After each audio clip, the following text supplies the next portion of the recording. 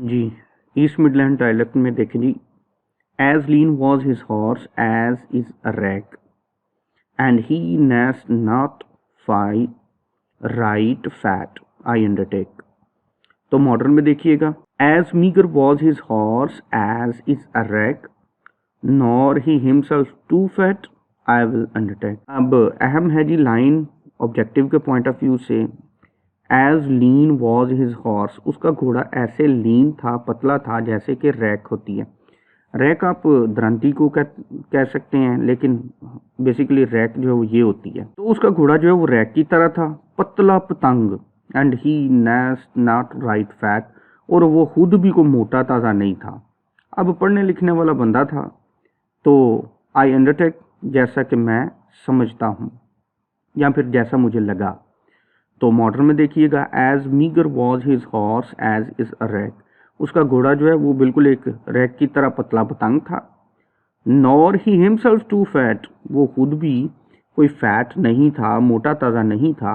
आई undertake, जैसा कि मैं समझा, जैसा कि मुझे पता था। नेक्स्ट आगे जी, but looked hollow and thereto soberly full threadbare was his overest courtepy. Modern में देखिएगा, but he looked hollow and went soberly.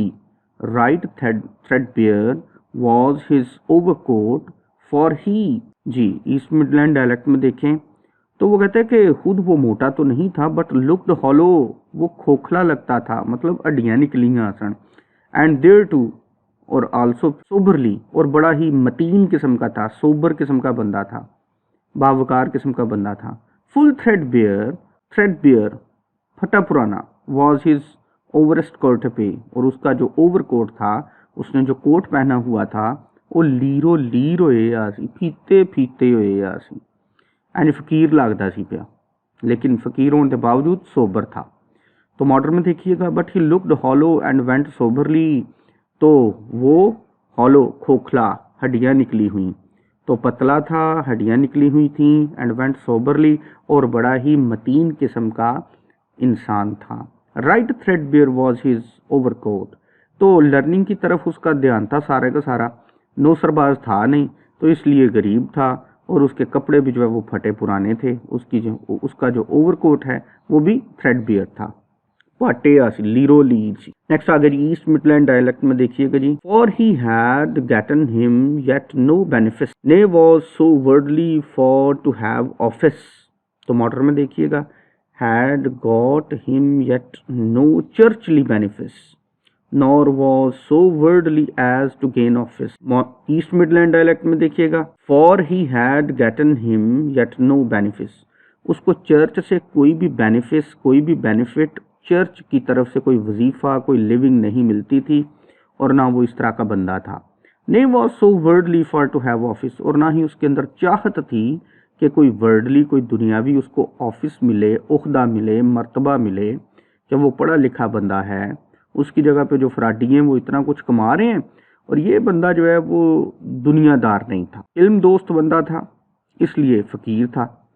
Had got him yet no churchly benefits, और उसको चर्च की जानिब से कोई भी बेनिफिट नहीं मिला हुआ था, वजीफ़ा नहीं मिला हुआ था।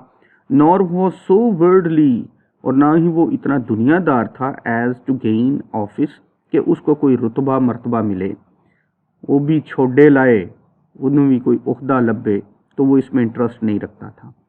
किस चीज़ में इंटरेस्ट रखता था, आगे बताने लगे जी। For him was livery have at his beds head 20 books clad in black or red. Modern में देखिएगा, for he would rather have at his beds head some 20 books all bound in black and red।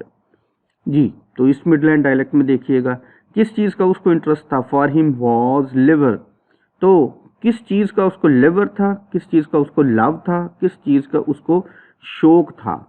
तो interest liver, interest, शौक, love, have at his beds head, के उसके bed के सरहाने की जानिब 20 books पड़ी हूँ, clad in black or red, जो कि काली हूँ, सुरख हूँ, of Aristotle and his philosophy, जो कि अरिस्टोटल की हूँ और फिलोसफी की हूँ।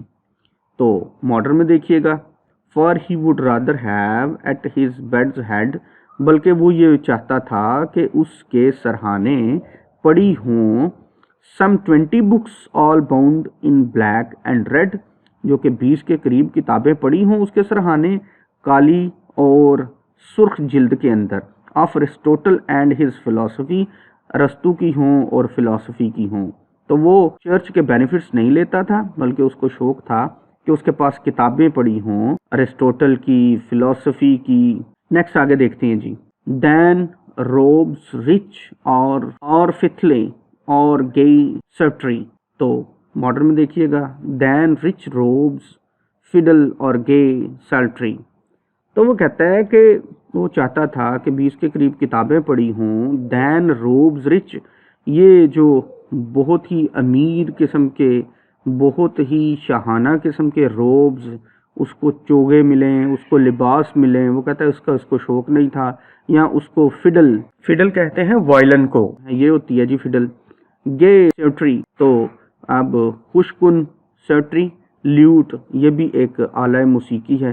तो पिछले जितने भी हमने करैक्टर्स पढ़े हैं उनमें से ज़्यादातर जो कोई बांसुरी बजा रहा है, कोई ल्यूट बजा रहा है, कोई कुछ बजा रहा है, तो वो कहता है कि इसको शौक नहीं था कि उस तरीके के कोई इंस्ट्रूमेंट इसके सरहाने पड़े हों या इसको शाहाना किस्म के चोगे मिलें, बल्कि इसको शौक था अरिस्टोटल की या फिलॉसफी की बुक्स पढ़ी हों। मॉडर्न में देखिए, दैन रिच रोब्स फिडल और गे सल्ट्री।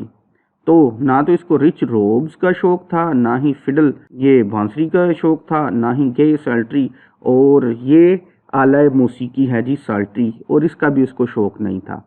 तो शौक किस चीज़ का था कि फिलॉसफी की किताबें पढ़ी हों। नेक्स्ट आगे जी, आगे पढ़ते हैं जी। But all be that he was a philosopher yet had he but little gold in coffer. तो मॉडर्न में देखिएगा, yet and for all he was philosopher, he had but little gold within his coffer। तो east Midland dialect में देखिएगा, but all be that he was a philosopher, तो हकीकत ये थी कि वो एक फिलोसफर था। Yet had he but little, लेकिन बहुत थोड़ा गोल्ड सोना था, इन कॉफर, उसकी तिजोरी में, जेब में। तो मॉडर्न में देखिएगा, yet and for all he was philosopher, हकीकत ये थी कि वो हकीकी मानों में एक फिलोसफर था। he had but little gold within his coffer, उसने अपनी जेबें, अपनी तिजोरियां गोल्ड से नहीं भरी हुई थी, बल्कि वो क्या था, इल्म का पुजारी था।